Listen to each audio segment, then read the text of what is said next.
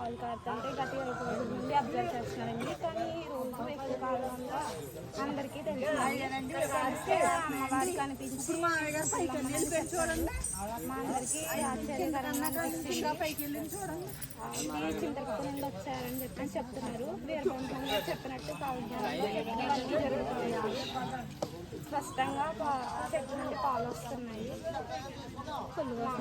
అది కొల్లు వాసన అండి. ఆవిడ కనిపించి నేను కురుకుల అమ్మవారిని చెప్తారు, నేను నిలబెట్టుకుంటాను, గుడి కట్టించుకుంటాను అని చెప్తారు. అది రోజు జరిగింది.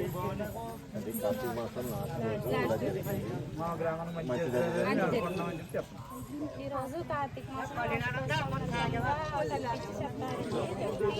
గ్రామం అంతా నేను కాపాడుకుంటాను, మంచిగా చూసుకుంటాను, చల్లగా చూసుకుంటానని చెప్తారు.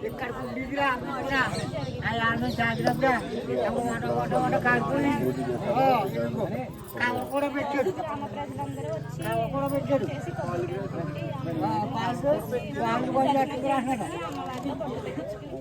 అందరూ ఇక్కడే ఉన్నారు. రాలేదు.